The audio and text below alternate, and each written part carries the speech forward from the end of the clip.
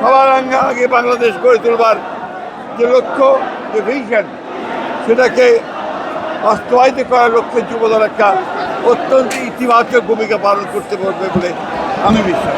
নির্বাহী পরিষদের নতুন পূর্ণাঙ্গ কমিটি বাংলাদেশ জাতীয়তাবাদী দলের চেয়ারম্যান জনাব তারেক রহমান সাহেব অনুমোদন করেছেন। এই কমিটি অনুমোদনের মধ্য দিয়ে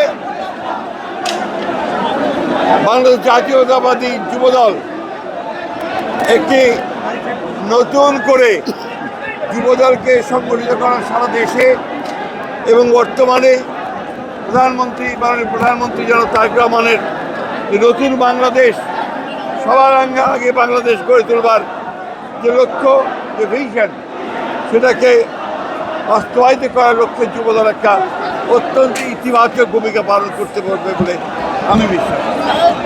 আমরা আজকে এখানে এসেছি যুবদলের সেই পূর্ণাঙ্গ কমিটিকে নিয়ে এবং যুবদলের নেতা কর্মীদেরকে সঙ্গে নিয়ে আমাদের দলের প্রতিষ্ঠাতা, স্বাধীনতার ঘোষক, বহুদলীয় গণতন্ত্রের পুরো প্রবক্তা এবং নতুন বাংলাদেশের স্থপতি শহীদ প্রেসিডেন্ট জিয়াউর রহমান সাহেবের এবং আমাদের গণতন্ত্রের আপসীন নেত্রী, আমাদের গণতন্ত্রের মাতা, দীর্ঘ সংগ্রাম করে যিনি বাংলাদেশের গণতন্ত্রকে ফিরিয়ে এনেছেন, আমাদের সেই মহিষী নেত্রী দেশনেত্রী বেগম খালেদা জিয়ার মাজারে আমরা আজকে সবাই এসেছিলাম শ্রদ্ধা জানাতে।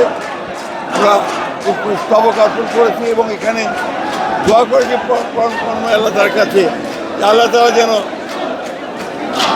যুবদলের এই নতুন কমিটিকে তিনি সেই শক্তি দেন, সাহস দেন, তৌফিক দেন, তারা সারা বাংলাদেশে যুবদলের একটা শক্তিশালী সংগঠন গড়ে তুলতে পারে, যারা বাংলাদেশকে নতুন করে গড়ে তুলবার কাজে নিজেকে নিয়োজিত করে। বর্তমান বাংলাদেশ সরকারের একটা নীতি হচ্ছে যুবককে তারা সামনে আনতে চান, তরুণদেরকে সামনে আনতে চান এবং তারুণ্যের হাতেই বাংলাদেশের উন্নয়ন নির্ভর করছে। আজকে সেই জন্যই নতুন কমিটির যে কাজ, দায়িত্ব, সেটা অপরিসীম। আমরা বিশ্বাস করি তারা আমাদের দেশনায়ক, আমাদের নতুন বাংলাদেশের নেতা, ডাইনামিক লিডার তারেক রহমান সাহেবের নেতৃত্বে সামনের দিকে এগিয়ে যাবে, বাংলাদেশকে একটি অপ্রতিদ্বন্দ্বী একটা রাষ্ট্রে পরিণত করবে।